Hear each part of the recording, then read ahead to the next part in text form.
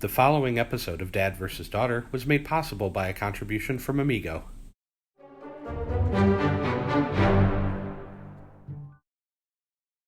Hello and welcome to another episode of Dad vs. Daughter. I'm Tim the Dad. I'm Megan the daughter. Megan, what are we playing today? We're going to play 3 chapters. This is from Amigo.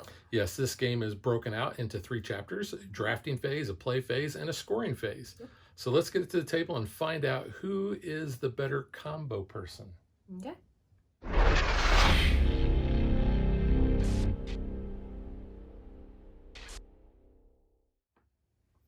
The game is called 3 chapters because basically that's how you're going to be playing. Chapter 1, we are going to be drafting our cards. And kind of like a lot of card drafting games, we're going to start with a hand of 8 cards. And we're going to choose one, and then we're going to pass the hand over to the next player. Now, 2-player game is going to be a little different, but first I want to show you the cards here. So we have the card value up here, the name. This is a character type, and this is a crown, so that's a regal royalty one. Yeah. Down here we have an action that basically this is going to occur. We're going to be able to claim this. In this case, it says you're going to get a gem for every monster, and those are going to be based on what cards are being played. And then you can see we also have cards where they are going to tell you when these are going to happen. So this will happen in the 3rd chapter and such. And you can see we just have various ones. Some just, have a number. Others will have these things down at the bottom. Looks like all of these actually have things. But you're going to get like bonuses for when they are with other cards or other things that are out there. So, like I said, the first chapter is you are going to be drafting cards. The second chapter is when you're going to be actually playing those cards. And as a trick-taking game, you're going to be placing a card from your hand down on the table. Everybody's going to do that. And then the highest number is going to win. Then you are going to basically kick off any of the actions that have met the requirements.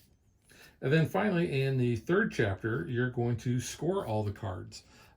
And unlike most trick-taking games, when you play a card during the 2nd chapter, basically the play phase, you are not going to be taking those cards. You're going to be basically keeping the cards that you have for yourself. So all of the cards that you draft in that 1st chapter, those are going to be with you the entire game. Mm-hmm. So in a 2-player game, there's actually some differences because normally you're playing a 3 to 6-player game. But in a 2-player game, in chapter 1, basically you're going to look at those 8 cards that you have in your hand. You're going to choose 2. One, you're going to keep for yourself. And then the other one, you are going to basically have a ghost hand. And in a 2-player game, Megan's going to have a ghost hand that she's going to control. I will have a ghost hand I will control. So the ghost can actually win a trick, but they're not going to be collecting any of the bonuses or anything, but they can start the next trick off because when you win a trick, you will start the next one. And then the last chapter is basically we are going to figure up our points. We are going to be getting points based on tokens that we get. So we have these little stars. When you win a trick, you're going to be taking one of the stars, and the star is worth 2 points. You are also going to be able to get hearts. So when you take a heart, those are going to be worth 1 point. And then when you take gems, every 2 gem is worth a point. And if you have more gems at the end of the hand, then you get 4 other gems. So it might be a way that you can kind of catch up. But we're going to kind of, as we play, we're going to talk through how we're going to be doing this because the drafting part, I think you'll get it when we show you. Okay, so we've shuffled the deck and we each have a hand of 8 cards. So you kind of look through and figure out maybe what you want to start basing your draft, your dream team of these fairy tale characters. So this is a card that I'm drafting for myself. And then I think I will give this ghost that card. So then we switch. And you can always look at the card that you kept for yourself, but you can't go back and look at the ghost cards. Mm-hmm.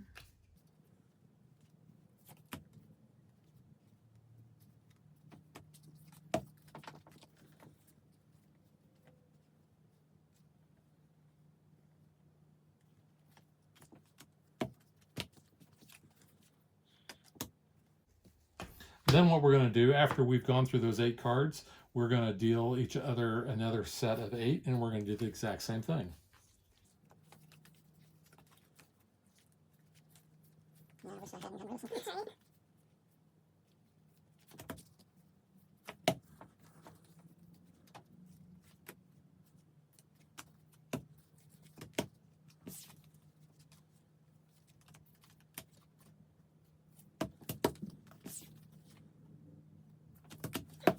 Then what we're going to do is we're each going to shuffle those ghost hands, and we will be playing the top card off of that stack.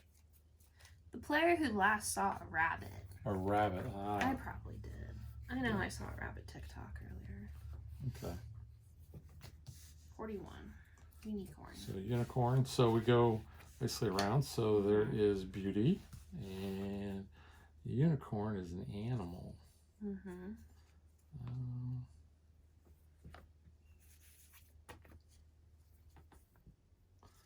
You know what? Let's go with the big bad wolf. Okay. 48. We have ogre. Right. So you will win. So I'll get a star. Yep. And then we look to see if either one of us has anything that triggers. If there's at least a crown, I get a heart because There is. Beauty has one. So then these cards basically, our cards are going to go in front of us, and these we just put in like just a pile next to them. So I will lead since I won that trick. Let's go with the evil stepmother. Okay. Hatter.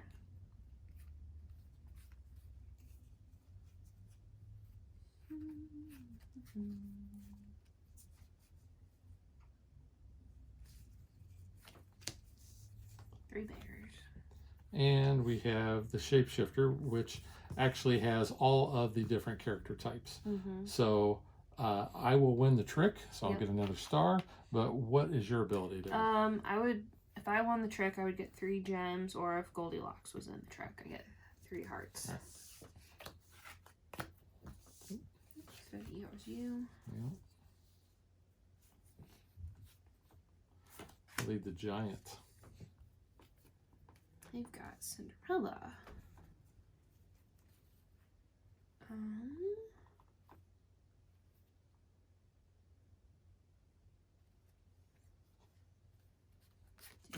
Dwarf, brave dwarf. And then we have the princess at 29. So 47, I'm going to win the trick. What is your... Mine's in chapter 3. Chapter 3, all right. Later. So I will still be leading here. I feel like my strategy is not working out as well as I hoped. Well, I'm going to go with Puss in Boots. Boots. 31. Fairy godmother. Greedy dwarf. And Beast. So they're actually going to win the trick. Yeah. I would get a heart for each monster. So you So will for the beast. I'm going to get 1 heart. I get a gem from my dwarf. And so they will be leading, and they're leading the white rabbit, which is a 9.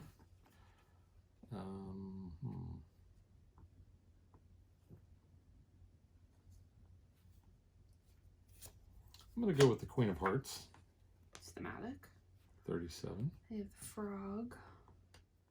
We'll do the friendly dwarf. All right, so I will win the trick. But my ability says for each heart dealt in this trick, I also gain a heart. But it doesn't look like I would the be... ghosts aren't getting any. Yeah, so just put that back. And I will lead. Yep. Let's go with... I'm going to lead with the troll, who's not in the dungeon. Nope. He's a 36. Peter Pan. A dwarf. Got out of my strategy yet. I thought I was trying to do. And Geppetto is 26, so 36 will win the trick. And if you win the trick, you get another star. Yep, so I will get another star. No pickaxes, so I don't get anything. All right. Well, had I known Peter Pan was going to come out, I would have led with Captain Hook. Yeah. There's Snow White. There's a Schmittendorf. Schmittendorf. Schmittendorf. And then we have Little Red Riding Hood. So again, 38. I'm going to win the trick. I've never won this many tricks before. Peter Pan is not out because he was just out the last one. I get 4 gems though because Snow White's out. Nice. Yep. And then the last one is I have the dragon. Yep. Tweedledum. I put him there, so I knew.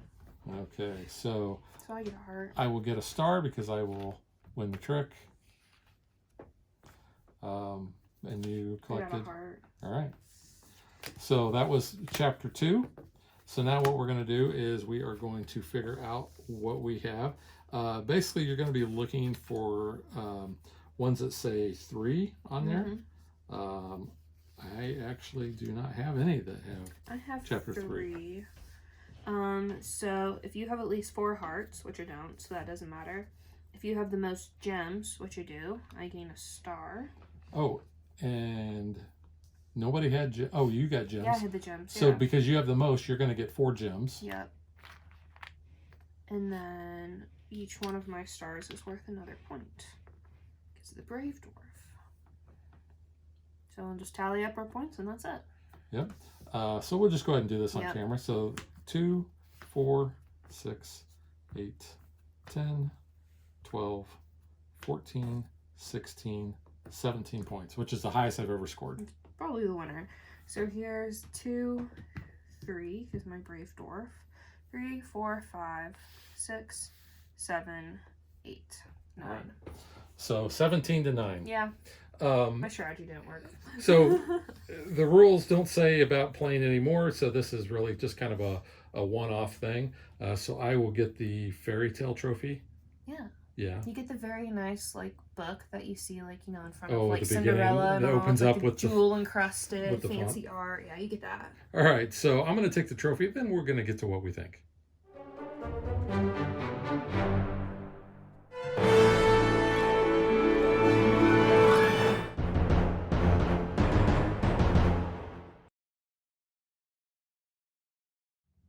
All right, as the winner, I guess I'll go first.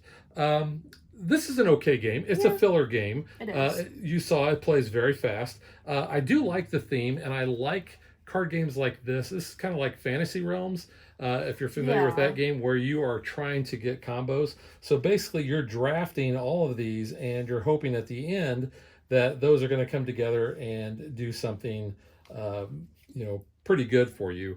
Also, you're kind of creating the synergy of your team, so to speak, like what you were trying to do.